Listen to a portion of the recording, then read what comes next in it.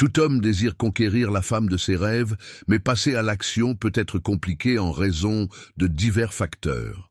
J'espère que vous resterez avec moi jusqu'à la fin de cette vidéo, car je partagerai plusieurs méthodes simples pour attirer la femme que vous désirez. N'oubliez pas de vous abonner à la chaîne pour ne manquer aucune vidéo à venir. Plongeons-nous dans le vif du sujet. Un tiers des femmes interrogées ont révélé qu'elles n'atteignent pas l'orgasme pendant les rapports sexuels, et environ 10% admettent n'avoir jamais eu d'orgasme. Les recherches indiquent que les femmes ont tendance à préférer les pénétrations moins profondes, car elles stimulent efficacement le point G. De plus, des études montrent que les femmes sont plus susceptibles d'atteindre l'orgasme dans des relations stables et engagées plutôt que dans des rencontres occasionnelles. Construire une relation intime satisfaisante nécessite d'ajuster les attentes et de trouver des solutions qui fonctionnent pour les deux partenaires. La sapiosexualité fait référence au fait d'être attiré par l'intelligence de quelqu'un. L'idée du syndrome du vagin mort, selon laquelle une femme peut perdre sa sensibilité vaginale à cause de trop de rapports sexuels, est un mythe.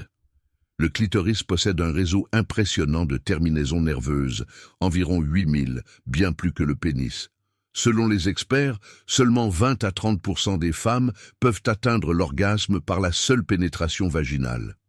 Lors d'un orgasme féminin, différentes zones du cerveau sont activées, ce qui peut faciliter la possibilité pour les femmes d'avoir plusieurs orgasmes en une seule séance.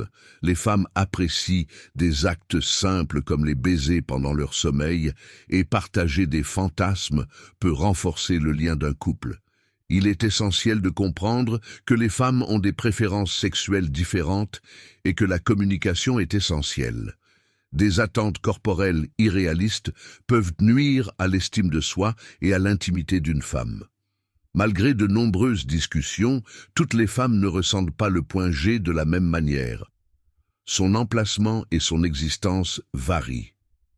De nombreuses femmes trouvent que le cou est une zone intensément érotique, plus de 97% d'entre elles le considérant comme tel.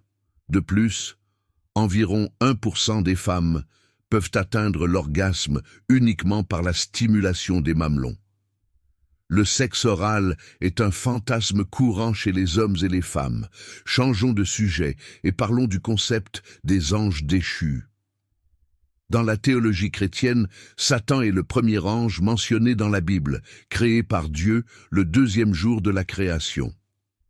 Parmi les êtres célestes se trouvait un ange remarquable, l'archange Michel, connu pour sa force et sa sagesse. Michel a mené l'armée céleste dans la bataille contre Satan, comme le décrit le livre de l'Apocalypse. Un autre passage notable se trouve dans le livre de Jude, où Michel se dispute avec le diable au sujet du corps de Moïse, mais choisit de laisser Dieu le réprimander au lieu de condamner l'ennemi lui-même. Dans le livre de Daniel, un ange a été envoyé pour délivrer un message au prophète, mais le prince de Perse, une figure alignée avec Satan, l'a empêché. Pour l'aider, Dieu a envoyé l'archange Michel.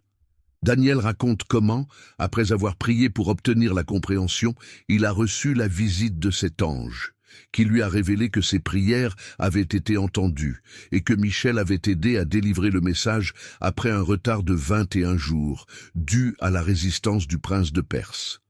Ces récits mettent en évidence le rôle puissant de Michel dans le royaume céleste. Gabriel, lui, est connu comme l'ange des messages et des missions divines.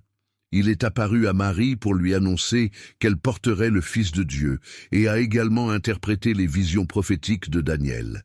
À un moment donné, Gabriel est apparu à Daniel après qu'il a prié pour obtenir son pardon, lui offrant un aperçu de l'avenir. Plus tard, Gabriel a rendu visite au prêtre Zacharie dans le temple pour prophétiser la naissance de Jean-Baptiste, un précurseur du Sauveur. Zacharie a douté de la prophétie et est devenu muet jusqu'à la naissance de l'enfant. 6 mois plus tard, Gabriel est apparu à Marie pour lui annoncer la naissance prochaine de Jésus.